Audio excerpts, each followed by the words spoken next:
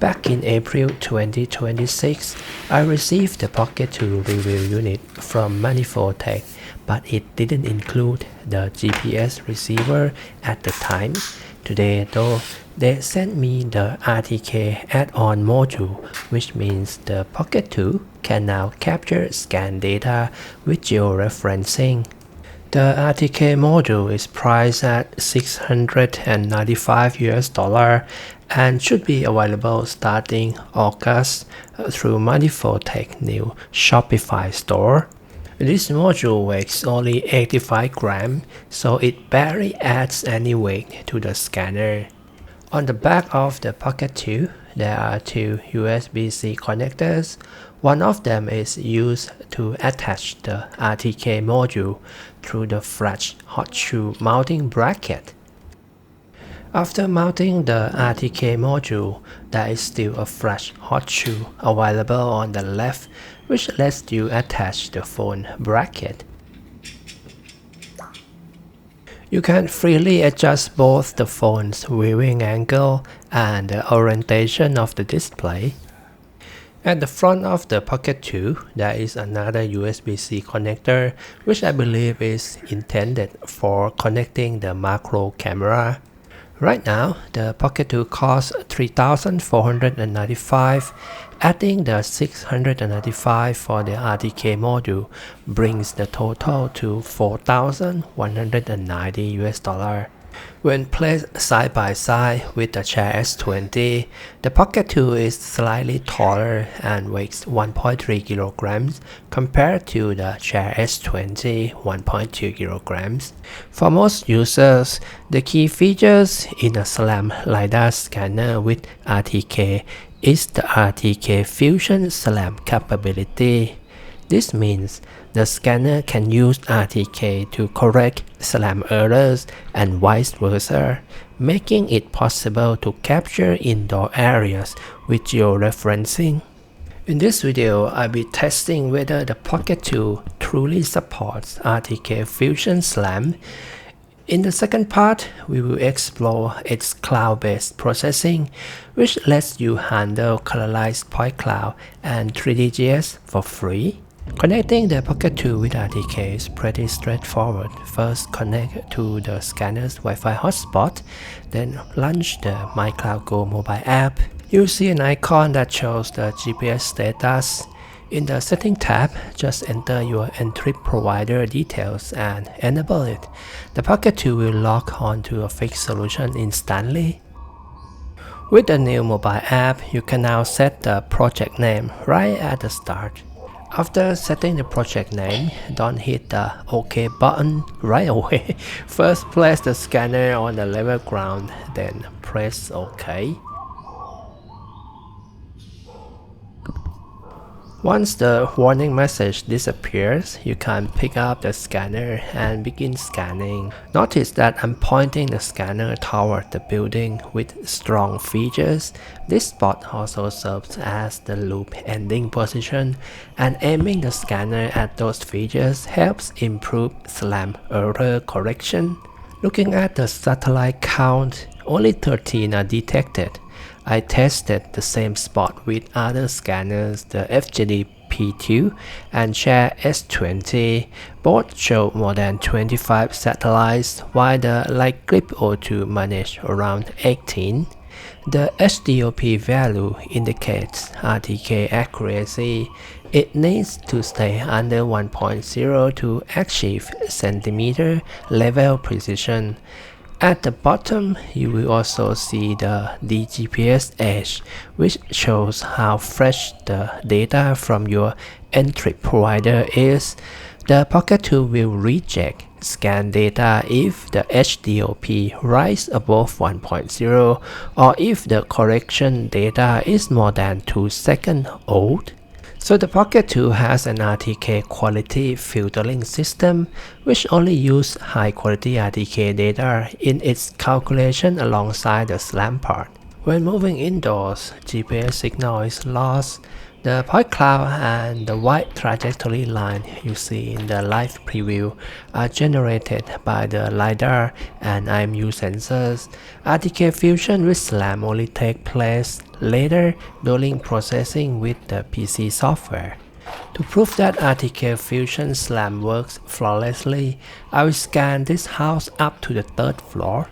About 90% of the area is indoors, while the outdoor RTK coverage is much smaller.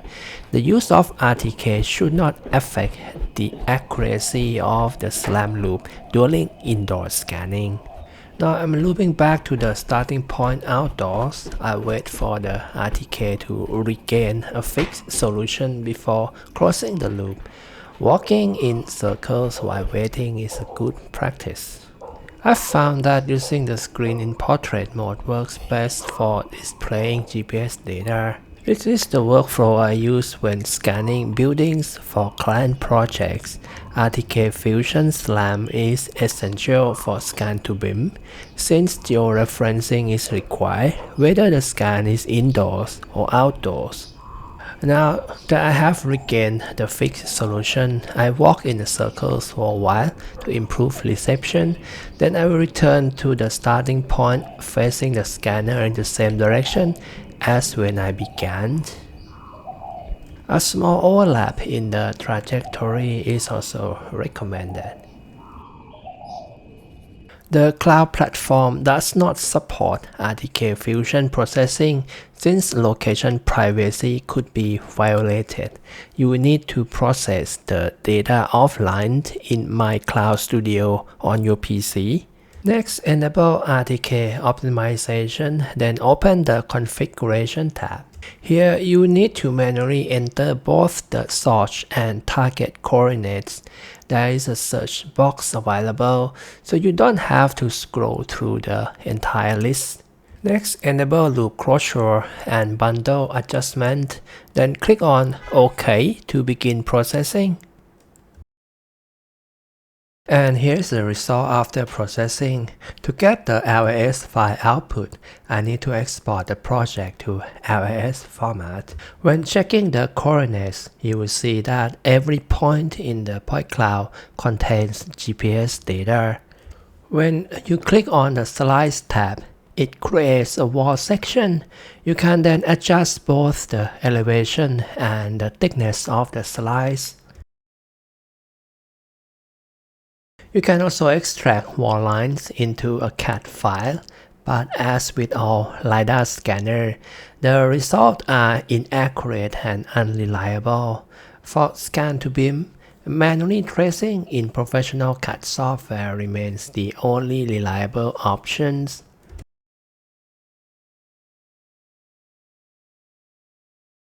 By importing the scan data into BricsCAD, I can verify the scan orientation against Google Street Map. I have created a tutorial on LiDAR scan to CAD available on the Ko-Fi platform. If you are interested in learning, I will include the link in the description. By inspecting the building lot orientation with Google Maps, I can confirm that the scan data is perfectly aligned with the map. Next, I will check the floor-to-floor levels to see whether using RTK has any effect on the accuracy of the indoor SLAM. On the 2nd floor, the level matches the 1st floor. I can see some slight drift, not as precise as the light grip O2 I tested, but comparable to a Share S20 and the Treon P2. Checking the level along the width of floors remain perfectly aligned. For wall line parallelism and orthogonality, the output is exactly the same as when RTK is not fused. There is no difference. Inside the project folder, you will find a subfolder named GPS, which contains the GPS report file. Here you can see how the software filters out poor RTK data. The HDOP threshold is set to 1.2 and the diff edge limit is 2 seconds. In the second test, I will scan along this road with RTK while walking in a loop. At the start of the scan, the environment was quite open and I was able to detect around 35 to 40 satellites. Now I'm looping back to the starting point. Because RTK has lower accuracy in vertical height, scanning without RTK fusion SLAM will cause the ground level at the start and end points to mismatch. This is the issue I found with the Chair LiDAR scanner. It has no RTK fusion, so you can only choose either RTK or SLAM. Next, I will check the ground level alignment at the spot where I started and ended the scan. If RTK Fusion SLAM works successfully, the ground level should match seamlessly.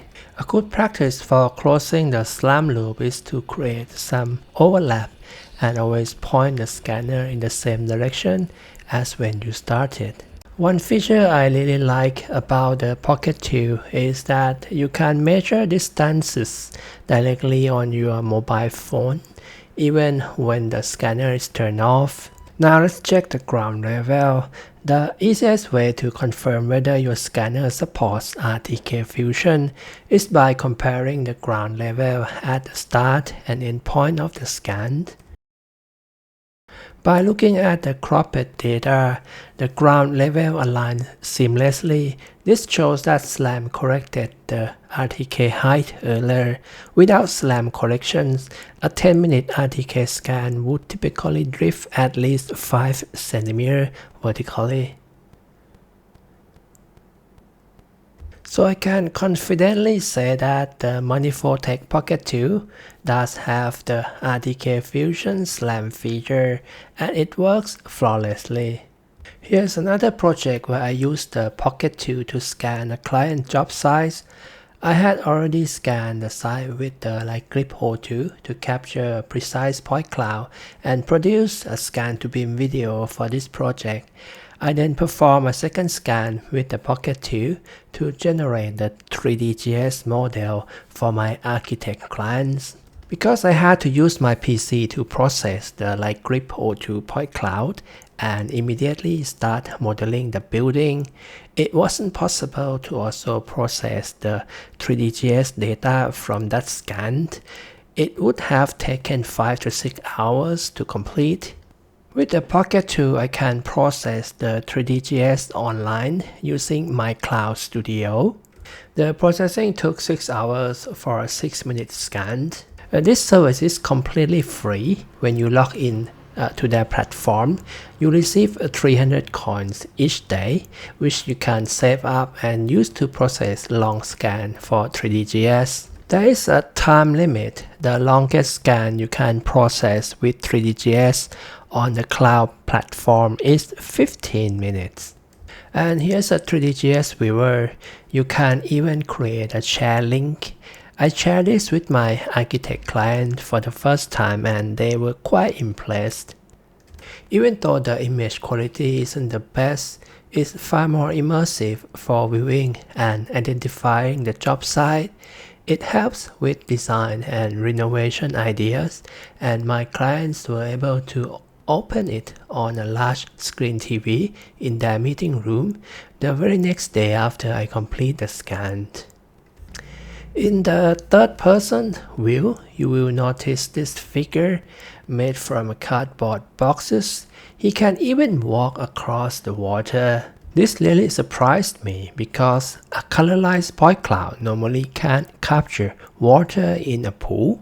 I don't know how it produced this splatting. Even the reflections in the water appears inside the pool. On this job site, the Light Grip O2 scan took 12 minutes, but when I scan with the Pocket 2, I walk much faster, around 2 meters per second. Because I only need the 3D for my client's meeting, I wasn't aiming for the precise point cloud, so speeding up helped shorten the processing time. Here you can create a share link for others without wasting any hard drive storage. Here is the 3D on the 3-floor house I made in this video. In the third person view, you can see that the viewer detects the floors and the wall. So this guy, he cannot walk through the wall anymore. In the previous version, he can do this. He can walk to the wall. But in this new version, he just can't go through the wall anymore. And when the stair is narrow, it's quite difficult for him to get up the stair. Even though he can jump, but he cannot get past this window. But if I switch to a drone mode, I can pass to this narrow gap. Here, let me try the drone mode.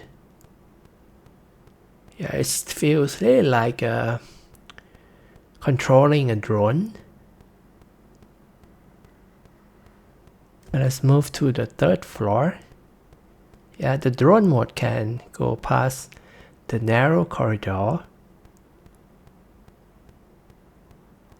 Remember, this is not running on my PC. It was running on that server. So if you send the link to your customer, they can also see this without installing any software. So with the drone mode, you can fly through the windows. Okay, let's try if he can jump from the third floor. Yeah, he can jump from the third floor. Again, this is not a sponsored video and I don't earn any commission from product sales. If you are interested in the Pocket 2, you can contact them directly by email here and they will give you a discount if you mention my channel. Thanks you guys for watching. I'll see you in the next video.